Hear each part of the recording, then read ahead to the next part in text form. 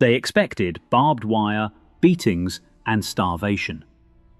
What they found instead was baseball games, libraries, and barbecues under the desert sun.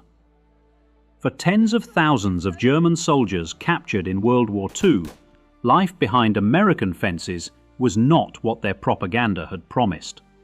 But on the other side of the ocean, in British camps scattered across Europe, the war never truly ended. This is what captivity looked like, depending on which side of the Atlantic you fell. Fact 1. The surprise behind the fence. When the first German prisoners arrived in America in 1943, they braced for cruelty. They'd been told Americans were barbaric, that they'd be shot or tortured. Instead, they were handed soap, rations, and a bed with clean sheets. At Camp Hearn in Texas, they saw something unthinkable. Guards laughing with prisoners, baseball fields, and even theatre performances in German.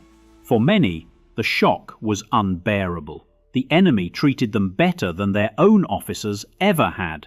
It wasn't kindness, it was strategy. The US believed fair treatment would break Nazi loyalty faster than interrogation, and in quiet ways, it did. Propaganda began to crumble not through bullets, but through decency. Fact 2. Bread, books, and barbed wire. Inside many American camps, the days followed a strange rhythm. Prisoners worked on farms, repaired roads, and earned small wages they could spend at the camp canteen. Some read Shakespeare in translation, others built furniture or painted murals on mess hall walls. They listened to the radio, sometimes hearing of bombings back home, news that hit harder than any punishment could. One guard later said they stopped being soldiers and started being men again. But that comfort carried guilt. Many couldn't bear the thought that they were safer in Texas than their families were in Hamburg or Cologne. Fact 3. The cold camps of Europe. Across the ocean, in British-run camps across France, Belgium, and the ruins of Germany itself, captivity felt different. Food was scarce, the air was damp, and resentment hung thick. In makeshift barracks built from war debris, prisoners slept on straw and bartered cigarettes for bread. British guards were not cruel, just exhausted, hardened by years of loss. They watched over men who had bombed their cities. Some camps tried re-education, showing films about democracy and freedom. Others simply waited for time to pass. By 1946, many German prisoners would quietly admit, "We lost the war long before the surrender. We lost it the day we stopped thinking." Fact 4. Letters from two worlds. Every few weeks, the prisoners lined up for mail. Thin envelopes from Germany arrived smelling faintly of smoke or damp cellars. Some letters carried good news. The children are alive. Others came stamped Zurück, Empfänger verstorben, returned, recipient deceased. In Texas or Arizona, men who once shouted orders on battlefields now trembled before a piece of paper. A few hid their grief by writing cheerful replies they would never send, describing sunsets over cotton fields and friendly guards. "If only you could see this sky," one wrote to his wife, though he knew she no longer could. The Red Cross kept the mail moving, a fragile bridge between two collapsing worlds. Fact 5. A war fought with music. At Camp Ruston, Louisiana, the night often ended not with gunfire, but with violins. Former orchestra players from Berlin and Munich formed camp ensembles, playing Mozart and Brahms under the dim yellow lights of the mess hall. Even American guards listened in silence. The music softened something inside both sides, a reminder that before uniforms and flags, there had been ordinary life. Some prisoners said those nights were the first time they felt human again. "When we played," one recalled years later, "the war stopped for an hour." In the quiet after the final note, they could almost believe peace was possible. Fact 6. The model camp illusion. The US Army often photographed its prisoner camps for propaganda. Smiling Germans, mowing lawns, clean bunks, tidy kitchens, proof that America was humane. But behind the fences, tension simmered. Hardline Nazis formed secret groups to punish anyone who spoke against the Reich. They held night trials, carving swastikas into tables and whispering oaths of loyalty. The guards knew but turned a blind eye. Order was easier than truth. Some prisoners who began to doubt Hitler disappeared quietly, transferred, the reports said. In reality, they had been silenced by their own comrades, still fighting a dead war in the middle of Texas. Fact 7. The British Winter of 1945. In the ruins of Europe, British camps were a world of cold mud and hunger. After victory, the Allies faced millions of captured soldiers and nowhere to put them. Fences went up in bombed-out fields. Tents became homes. In these Rheinwiesenlager, the Rhine meadow camps, prisoners ate grass soup and slept under open skies. Many guards hated it as much as the men inside. They looked like scarecrows, one British sergeant remembered. We had nothing left to feed them. The war was over, yet the misery continued. For the captured Germans, it felt like purgatory, not cruelty, just a slow, grey forgetting. Fact 8. When the enemy helped the farmer. Back in America, German POWs became an invisible workforce. In Kansas, Georgia, and Iowa, they picked cotton, harvested wheat, and milked cows under watchful eyes. Some farmers treated them with quiet respect, offering cold water, even sharing a cigarette at sunset.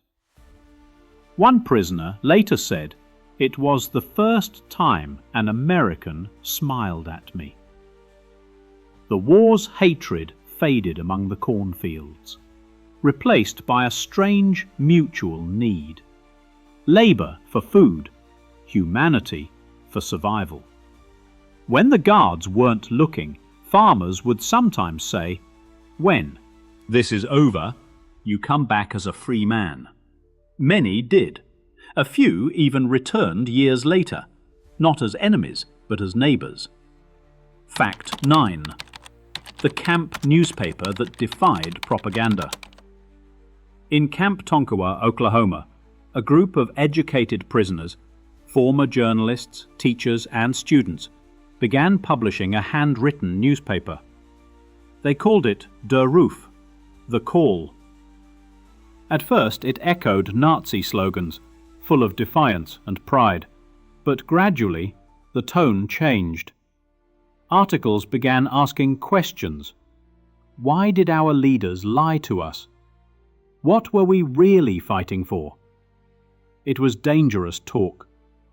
Camp authorities let it continue, hoping that self-reflection would break fanaticism. It did. Within months, Der Ruf became a quiet revolution printed in pencil.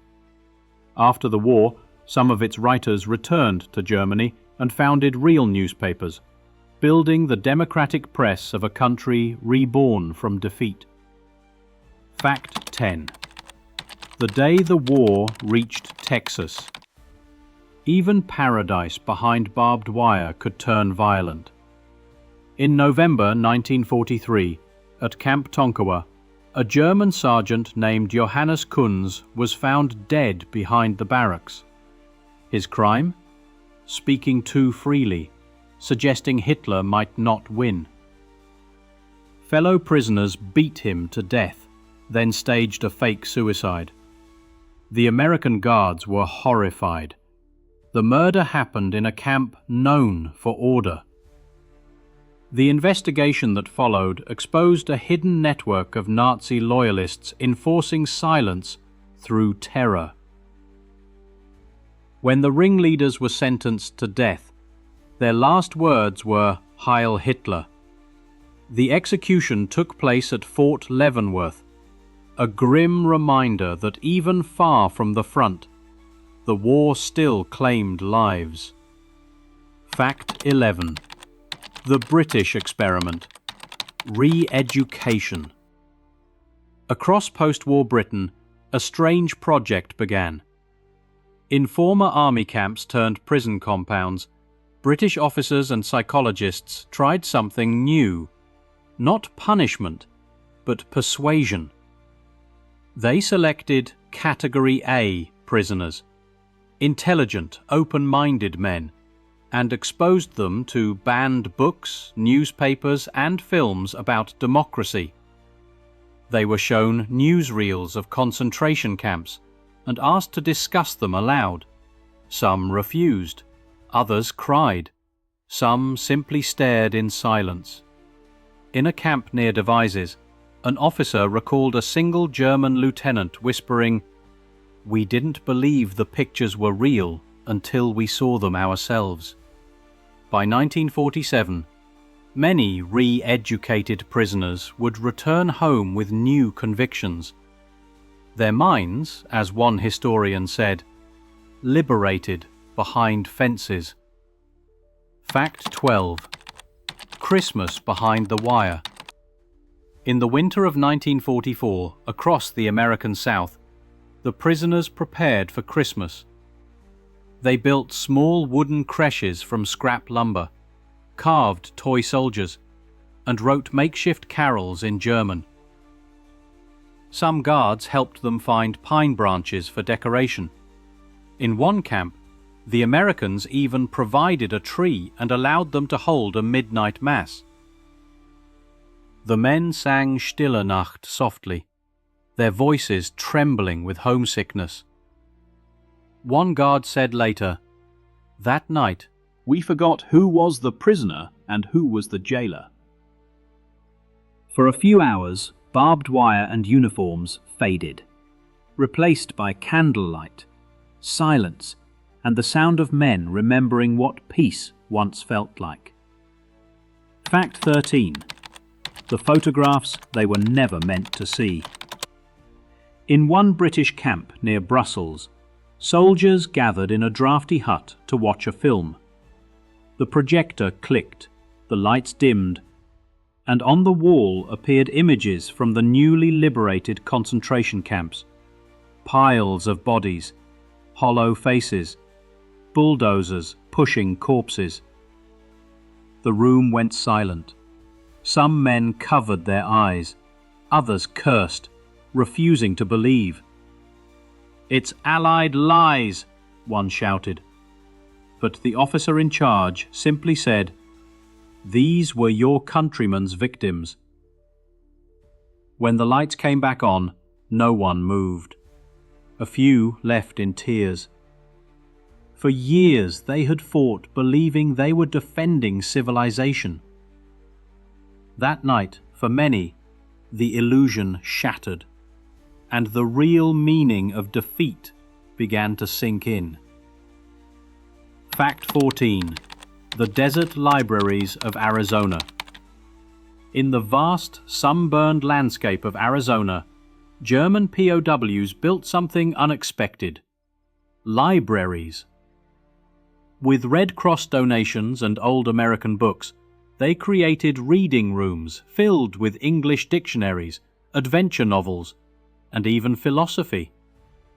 Some learned the language by translating Hemingway line by line. Others devoured American newspapers, realizing how different the world looked beyond propaganda. "We found freedom in words," one prisoner later said. Guards sometimes borrowed books too, and for a few hours, war disappeared into pages.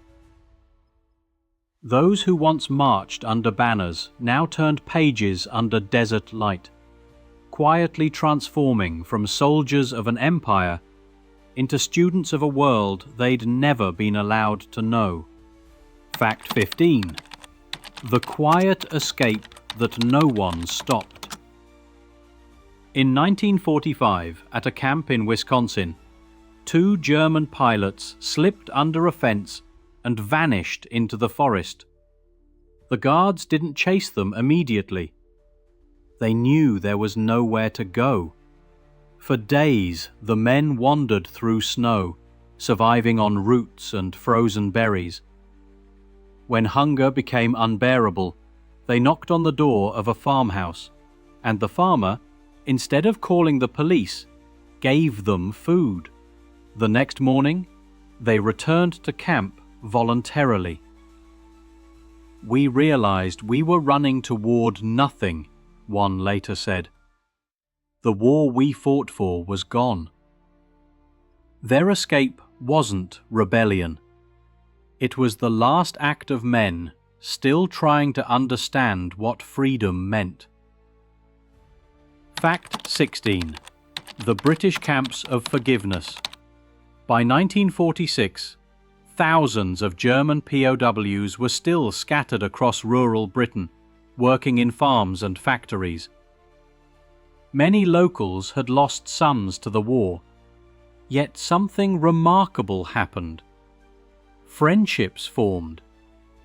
Farmers shared tea, children played with prisoners, and church services welcomed them quietly on Sundays. One British widow recalled how a young German helped her rebuild a barn destroyed by bombing. "He said sorry every morning," she said. "After a while, I told him to stop. When the prisoners were finally repatriated, some left behind small gifts, a carved cross, a letter, a photograph. Decades later, a few returned, not as soldiers, but as old men visiting friends." Fact 17. Homecoming to a ruined country. When the war ended, many prisoners didn't go home immediately. Bureaucracy, fear of retribution, and political confusion kept them behind fences for months, sometimes years. By the time they finally returned, Germany was a graveyard of cities. Train stations stood in ruins, families scattered, flags gone. One man who had spent 3 years in a Texas camp stepped off the train in Bremen and whispered, "It was easier being a prisoner there than being free here." He found his house bombed, his wife dead, and his son serving as a laborer for the Allies. Freedom, after so long, felt hollow. For many, the hardest part wasn't captivity, it was returning to nothing. Fact 18. The American officers who never forgot them. Years later, former US guards would speak about the German prisoners with quiet respect. They were disciplined, proud, but also broken, one veteran said. Some even kept letters from the men they once guarded. Decades after the war, reunions were organized in Texas, Oklahoma, and Kansas, where old guards and ex-prisoners shook hands as friends.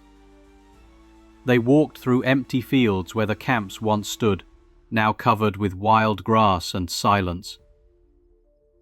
"We both lost something," one American said softly. "But maybe we learned the same thing. That mercy wins slower, but lasts longer." Those unlikely friendships became living proof that even enemies could remember each other with warmth. Fact 19. The camps that vanished overnight. In 1947, The camps across America began to disappear almost as suddenly as they had appeared. Barbed wire was torn down, wooden towers dismantled, and the desert swallowed the remains. Locals barely noticed. One day there were Germans behind fences, the next there was only wind. For years afterward, people found traces, a spoon engraved with initials, a button, a folded letter buried in the sand. Some towns built memorial plaques, others chose to forget. But under the soil of Texas and Georgia lie invisible graves of memory. Places where enemies had once farmed the land, laughed, and dreamed of home. The war ended, but the earth remembered. Fact 20. The British apology decades late. In 1989, nearly 40 years after the last German POW left Britain, a small ceremony was held in London. Former prisoners, now grey-haired grandfathers, stood beside the very officers who had once guarded them. A British official spoke softly.